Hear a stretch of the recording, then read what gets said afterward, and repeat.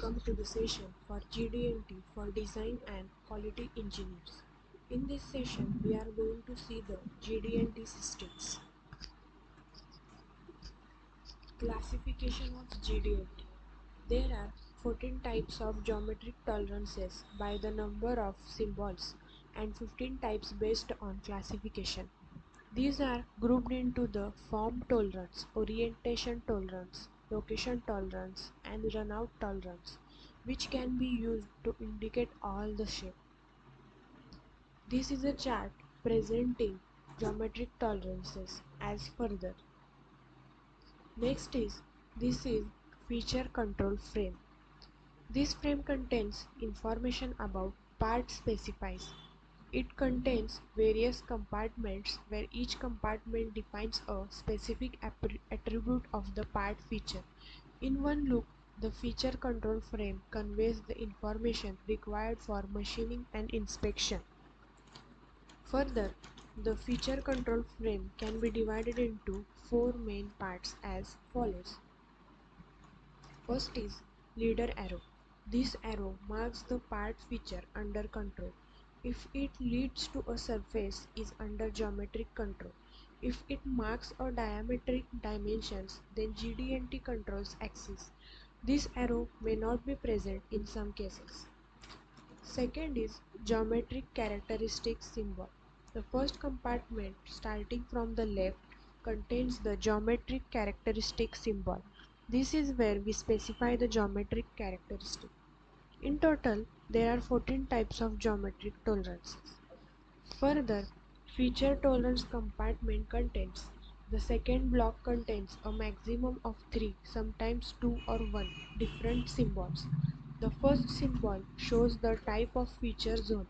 A diameter symbol signifies a diametric zone, that is cylindrical tolerance zone. To specify a spherical zone, the symbol is the letter S followed by the diameter symbol. In the absence of a symbol, we assume a total wide zone. The second symbol in the second block gives the value of the tolerance zone in millimeters, that is mm. This value must always be present in the second block. The third symbol in this block is the modifier for tolerance. This material modifier is only present when the feature has a size, for instance a hole. Example of materials modifiers are MMC, that is maximum material conditions, and LMC, least material condition.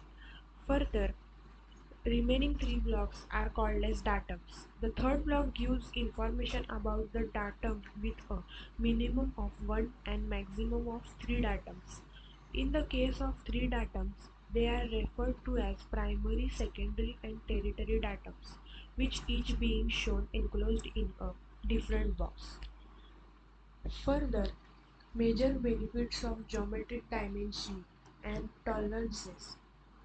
First, improved clarity and precision. In this, Gd&T offers a clear standardized method for defining tolerances, reducing ambiguity in engineering drawings. Second is enhanced interchangeability. In this, by standardizing tolerance specifications, Gd&T guarantees part compatibility across different batches or manufacturers. Third is optimized manufacturing processes. In this, Gd&T aids in selecting the most suitable manufacturing processes by clearly outlining required tolerances. Fourth is increased design flexibility. Gd&T allows designers to specify exact functional requirements without overly restricting manufacturing methods. Next, fifth is enhanced quality control. In this, Gd&T offers detailed inspection and measurement criteria for assessing part conformance to specified tolerances. Next is reduced production costs. In this, it is clearly defined tolerances and functional requirements prevent costly rework and scrap.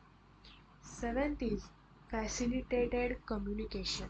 Gd&T standardizes communication of tolerances and geometric requirements on technical drawings. Last is eighth, supports advanced manufacturing techniques. In this, GD&T is well suited for modern manufacturing methods demanding precise control over parts. Welcome to the session for GD&T for design and quality engineers. In this session, we are going to see the GD&T systems. Classification of GD&T. There are 14 types of geometric tolerances by the number of symbols and 15 types based on classification. These are grouped into the form tolerance, orientation tolerance, location tolerance, and runout tolerance, which can be used to indicate all the shape. This is a chart presenting geometric tolerances as further. Next is, this is feature control frame. This frame contains information about part specifies. It contains various compartments where each compartment defines a specific attribute of the part feature.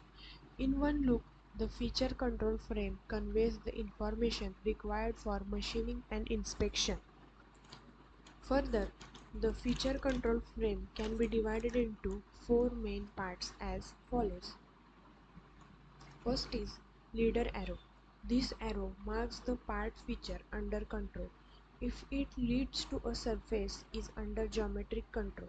If it marks a diametric dimensions, then GD&T controls axis. This arrow may not be present in some cases. Second is geometric characteristic symbol. The first compartment starting from the left contains the geometric characteristic symbol. This is where we specify the geometric characteristic. In total, there are 14 types of geometric tolerances. Further, feature tolerance compartment contains the second block contains a maximum of 3, sometimes 2 or 1 different symbols. The first symbol shows the type of feature zone. A diameter symbol signifies a diametric zone, that is cylindrical tolerance zone. To specify a spherical zone, the symbol is the letter S followed by the diameter symbol. In the absence of a symbol, we assume a total wild zone. The second symbol in the second block gives the value of the tolerance zone in millimeters, that is mm. This value must always be present in the second block. The third symbol in this block is the modifier for tolerance. This material modifier is only present when the feature has a size, for instance a hole. Example of materials modifiers are MMC, that is maximum material conditions, and LMC, least material condition.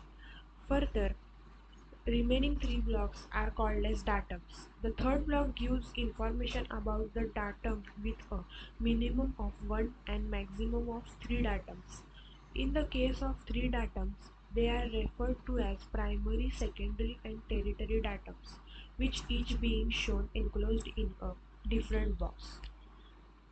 Further, major benefits of geometric dimensioning and tolerances. First, improved clarity and precision. In this, GD&T offers a clear standardized method for defining tolerances, reducing ambiguity in engineering drawings. Second is enhanced interchangeability. In this, by standardizing tolerance specifications, GD&T guarantees part compatibility across different batches or manufacturers. Third is optimized manufacturing processes. In this, GD&T aids in selecting the most suitable manufacturing processes by clearly outlining required tolerances. Fourth is increased design flexibility. GD&T allows designers to specify exact functional requirements without overly restricting manufacturing methods. Next, fifth is enhanced quality control. In this, GD&T offers detailed inspection and measurement criteria for assessing part conformance to specified tolerances. Next is reduced production costs. In this, It is clearly defined tolerances and functional requirements prevent costly rework and scrap. Seventh is facilitated communication. Gd&T standardizes communication of tolerances and geometric requirements on technical drawings. Last is eighth supports advanced manufacturing techniques. In this, Gd&T is well suited for modern manufacturing methods demanding precise control over part